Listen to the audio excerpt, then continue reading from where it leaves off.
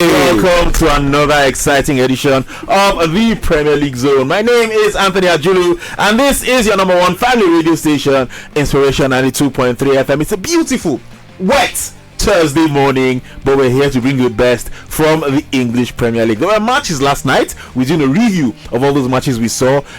People who have decided to wake up when everybody else are closing for the day. Chelsea and Manchester United, they decided to be serious when it's all over. We'll be talking about that on the show today. Plus, it's Thursday, so we have an FPL segment on the show today. Bode has been smiling ear to ear. He's had a fantastic week. I think he got over 100 points this week. We'll be talking about all of that. He's not the first to get over 100 points. And then there's Triple O, who is just, bitter with jealousy because he's not been able to do anything like that. No, I've done 100 points this season. Have you gone past 100 points? Yes. Where did you score?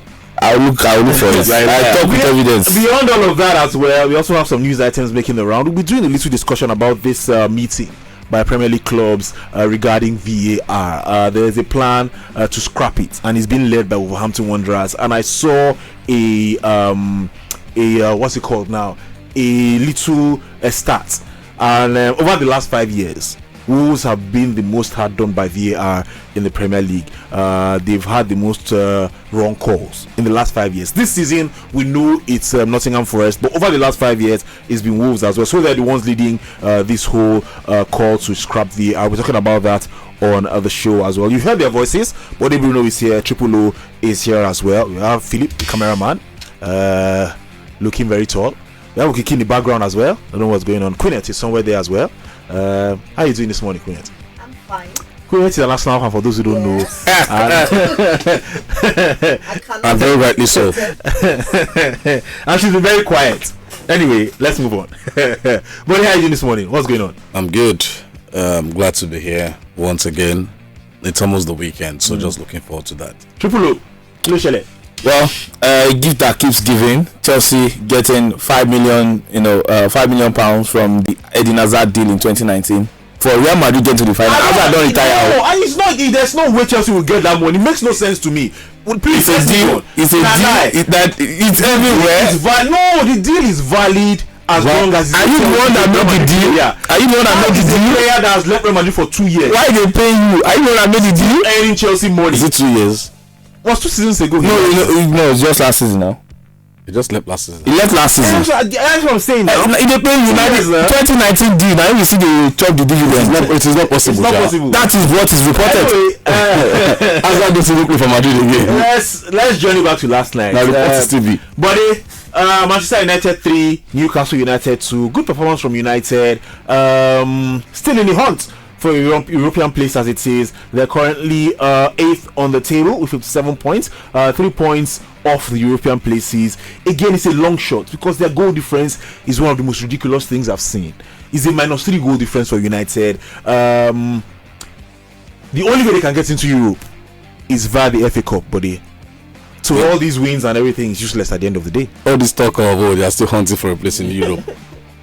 Medicine after death. They had a chance to have remained in the hunt for an European place, but they didn't do that. But again, at the performance last night, an improved one from what we've seen in the last few weeks. The youngsters did come to the party. Mayino, Ganacho, Haaland, and also Ahmad. But overall, we'll say it again. It's been a disappointing season for Manchester United. The whole talk of qualifying via the Premier League to Europe, I think it's dead on arrival. The only hope right now is ensuring that they beat City in the FA Cup final, and we'll see what happens from there. Let's talk about Erik ten Hag's future. After that game yesterday, he made a rallying call, and the crowd seemed to lap it up. They were cheering and everything. And from everything I've heard from Erik ten Hag in the last few weeks, he seems very confident that he'll be staying at United beyond this season. He's always saying that he's not thinking about that he knows he's going to be there and all of that. And given what we saw yesterday, particularly the reaction from the crowd, maybe he's not as unpopular as we all thought, buddy. Yeah, you're right. And let's not forget, it was some weeks ago when we discussed about his future as well, where you did say that according to reports, Ineos might just decide to leave him for at least another season. Looking at how a mess United are at this point in time, both on and off the pitch. And I think, yes, as much as we've complained about the playing style as well, no clear, tactics on the pitch, I do feel, a bit of sympathy as well as regards the injury situation, because you look at analysts discuss the likes of Newcastle, discuss Chelsea, and you talk of injuries has always been in the front burner.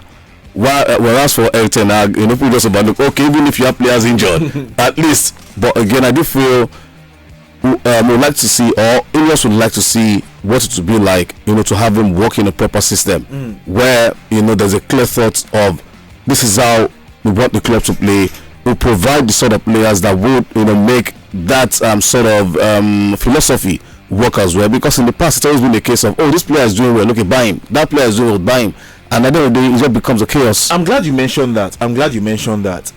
From everything you've seen from Ten Hag, let's go back to his Ajax days as well, to his time at United. Should he be the man trusted with all this structure and all this, setup that United are planning to do in the summer? Should he be the man to be at the forefront of all of that? Well, to a large extent, he succeeded in an Ajax team that had a structure as well, where there was a director of football somewhere whom will sit down with, discuss player arrivals, what he wants to do, and all of that. United haven't had that until Ineos' arrival at this point in time. So that's why they've said possibly in the proper structure. And you look at it as well, how many managers are actually available? Bayern Munich have been searching for a new coach for almost a month now. Their backstop was almost begging him, guy, I beg, no go again, just remain. So just hold on to what you have right now, give him a chance to see what he can do, because a club can't just suddenly go bad from a season to another, because last season we're here playing praising ETH with the work he did at United, even bringing in the silverware as well. So things can't just turn bad overnight. So I do feel they'll just like you said, they'll apply a bit of common sense in deciding his future as well. All right, we'll see how that goes. Let's go to Chelsea. They won 3-2 against Brighton. 2-1 against Brighton yesterday, and they're really in the hunt for a European place. Unlike United, who are hoping on the FA Cup, Chelsea are really in it. It's an outside shot at the end of the day. Or they already qualified for the Europa League, for the Conference League. They're looking to push for the Europa League now, finish 5th on the table. It's an outside shot. They're 3 points behind Tottenham Hotspur with 1 game left to play. Tottenham Hotspur are at home to Sheffield United, and that's where the difficulty lies. But we saw the game yesterday. They played well. Brighton are crap. Let's talk about the managerial situation at Chelsea as well.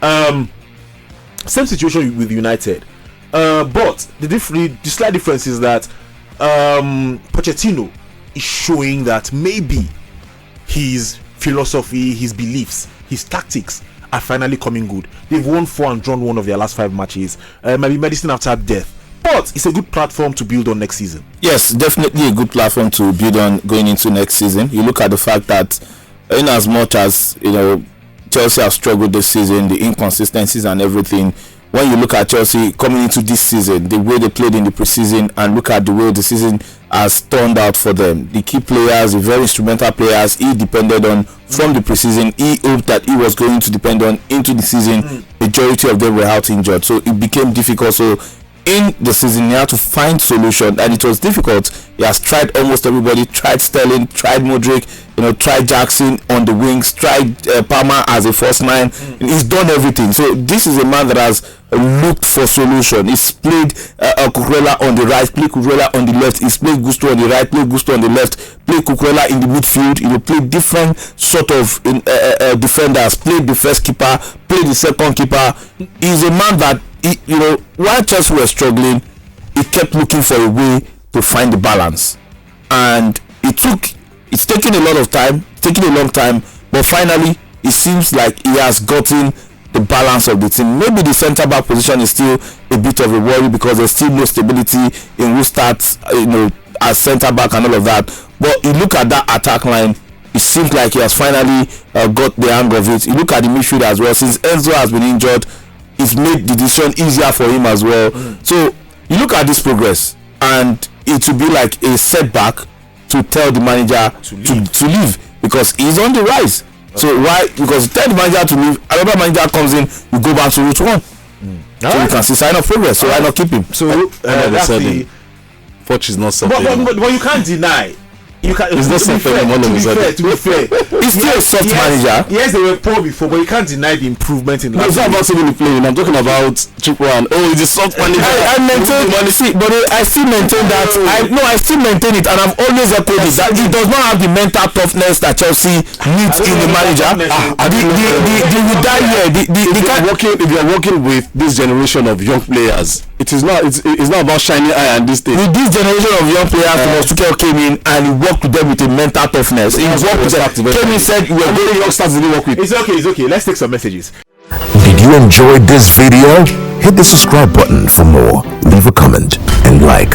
Thank you.